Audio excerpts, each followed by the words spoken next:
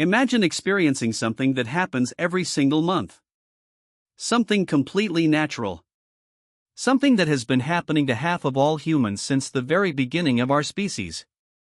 Now imagine experiencing it with absolutely nothing. No pads. No tampons. No painkillers. No clean water. No privacy. No understanding of what is even happening to your body. This was the reality for ancient women for hundreds of thousands of years. Today we are exploring one of the most fascinating and forgotten chapters of ancient human history. How did ancient women deal with menstruation before modern products existed? What did they use? What did they believe? And how did different ancient civilizations treat this completely natural biological process? The answers will surprise you, shock you, and maybe make you incredibly grateful for the modern world you live in. Let us start at the very beginning. For the earliest prehistoric humans, menstruation was simply a part of life. Early prehistoric women had no products, no explanations, and no cultural framework for understanding what was happening to their bodies. Scientists believe that prehistoric women actually experienced far fewer periods in their lifetimes than modern women do today. This might sound surprising, but the reason is simple.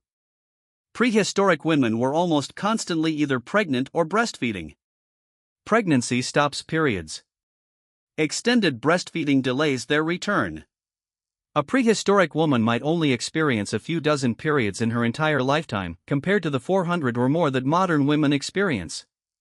This means the problem of managing periods was actually much smaller for prehistoric women than we might initially imagine. But it was still a problem that needed solving. So what did prehistoric women use? The honest answer is, we do not know for certain. Organic materials decompose and leave no archaeological record. But based on what we know about prehistoric life and what we can observe from indigenous communities that have maintained traditional lifestyles, researchers have made educated guesses. Prehistoric women likely used whatever soft absorbent natural materials were available to them. Moss was probably the most common solution.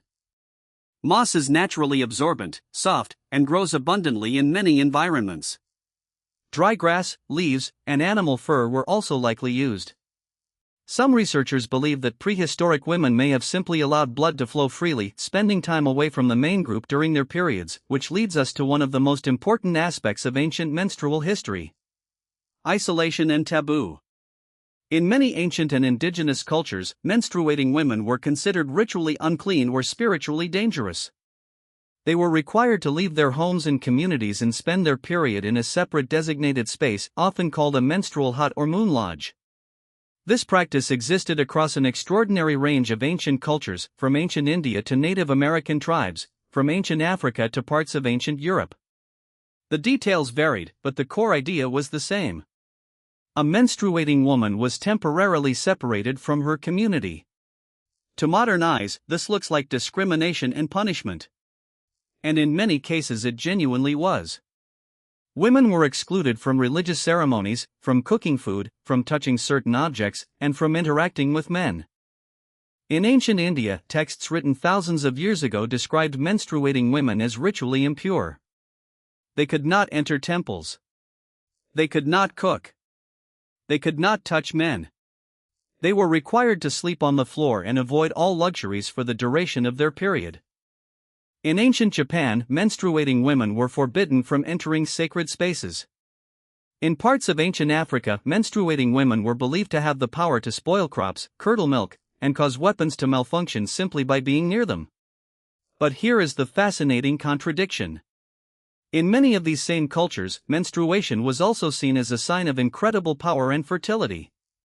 The fact that women bled without dying was seen as supernatural. The connection between the female cycle and the lunar cycle, both approximately 28 days, led many ancient cultures to associate menstruating women with the moon, with divine feminine power, and with the sacred mysteries of life and death. So the same ancient cultures that isolated menstruating women also revered them. The same blood that was considered dangerous was also considered sacred. Now let us talk about what ancient women actually used to manage their periods across different civilizations. In ancient Egypt, some of the earliest recorded menstrual products were soft papyrus rolls used as tampons. Egyptian women were sophisticated in their understanding of the body and used plant-based materials for many medical purposes. Papyrus, the same material they used for writing, was softened and rolled into a manageable shape for internal use. In ancient Greece and Rome, women used wool as their primary menstrual product. Soft wool pads held in place by linen undergarments were the standard solution for women who could afford them. Poorer women used rags, which is where the phrase "on the rag" actually comes from. This phrase has been used for centuries to describe menstruation. In ancient China, traditional medicine texts described herbal remedies for menstrual pain and irregular cycles dating back thousands of years. Chinese women used thick cloth pads secured with string around the waist. The emphasis in traditional Chinese medicine was not just on managing the blood, but on maintaining the overall health and balance of the female body throughout the cycle. In medieval Europe, menstruation was surrounded by extraordinary amounts of fear, superstition, and misinformation. Medieval European doctors, almost all of whom were men, held genuinely bizarre beliefs about menstruation. They believed menstrual blood was toxic. They believed it could kill plants, spoil wine, rust iron, and kill dogs if they tasted it. One medieval scholar actually wrote that menstrual blood could kill a child simply through eye contact. These beliefs were not fringe ideas. They were mainstream medical thinking accepted by educated people for centuries. Medieval European women used linen rags as their primary menstrual product. These rags were washed and reused. Because medieval culture was deeply uncomfortable with the entire subject, women were expected to manage their periods in complete secrecy without ever mentioning or acknowledging what was happening to their bodies in public. The first commercially manufactured menstrual pad was not invented until 1888. The first tampon was not commercially available until 1931.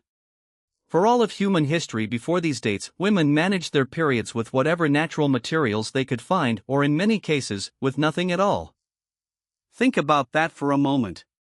For hundreds of thousands of years, across every culture and civilization, half of all humans dealt with this completely natural biological process using only moss, wool, rags, papyrus, and ingenuity. And in many parts of the world today, millions of women still have no access to modern menstrual products. This is called period poverty, and it affects hundreds of millions of women and girls globally right now. The history of how humanity has treated this natural biological process is a mirror of how humanity has treated women throughout history. With a mixture of fear, reverence, misunderstanding, shame, and eventual scientific understanding. Could you imagine managing your period with only moss and leaves? Let me know in the comments below. If you want to explore more fascinating and forgotten truths about ancient human life, subscribe to Mythosminder and hit the bell icon. Next time we explore another incredible lost truth from the ancient world. Thank you for watching. See you in the next story.